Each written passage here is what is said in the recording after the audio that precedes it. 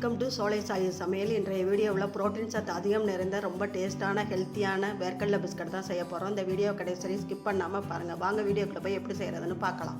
2 table spoon வேர்க்கடலை எடுத்துருக்கிறேன். இந்த மிக்ஸி ஜாரில் போட்டு 1-2 உடச்சிக்கிட்டு வந்துக்கலாம். வேர்க்கடலையை 1-2 உடச்சாச்சு. பிளேட்டில் மாற்றிக்கலாம்.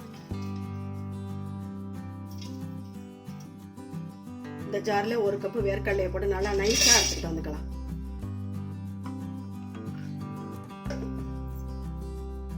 நல்லா நைஸாக அரைச்சாச்சு. இந்த பவுலில் மாற்றிக்கலாம்.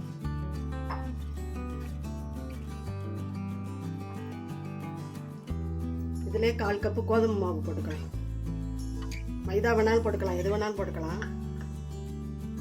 2 டேபிள் ஸ்பூன் சர்க்கரை பவுடர் பண்ணி வச்சிருக்கிறேன், அதையும் போட்டுக்கலாம்.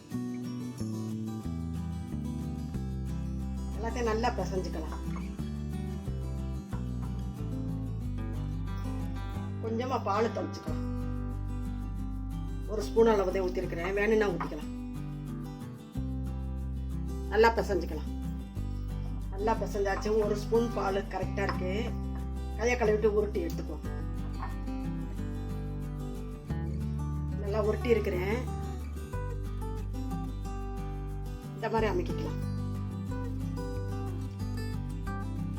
இதில் ஊற்றி எடுத்துக்கலாம்.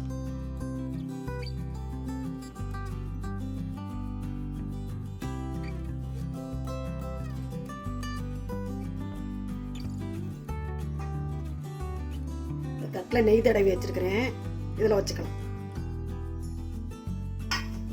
எல்லாத்தையுமே உருட்டிட்டேன் பாருங்க.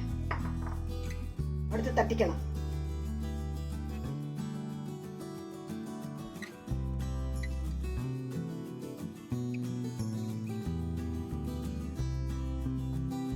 இதே மாதிரி எல்லாத்தையுமே தட்டி எடுத்துக்கலாம்.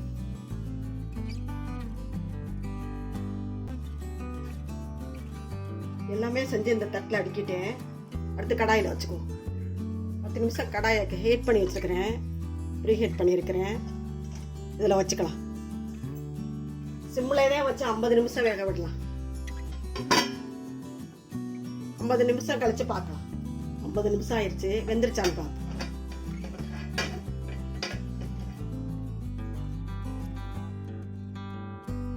அமுங்களை பாருங்க, வெந்துருச்சு நல்லா. ஸ்டவ் ஆஃப் பண்ணிக்கலாம். வெளியில் எடுத்துக்கலாம். வீட்டில் இருக்க பொருளை வச்சு சூப்பராக பிஸ்கட் ரெடி பண்ணிட்டேன் பாருங்க. வேர்க்கடலை, சர்க்கரை, கோதுமை மாவு எல்லாமே வீட்டில் இருக்கும். ஈஸியாக செஞ்சிடலாம். வேகிற நேரம்தான், ரொம்ப ஈஸியாக செஞ்சிடலாம். சூப்பராக இருக்கும். பிள்ளைங்களுக்கு கொடுத்தா நல்லா ஹெல்த்தியானது. ஆற விட்டு ஒரு பிளேட்டில் எடுத்து அடுக்கிக்கலாம். உடச்சு பார்க்கலாம் பாருங்க. நல்லா வந்திருக்கு பாருங்க.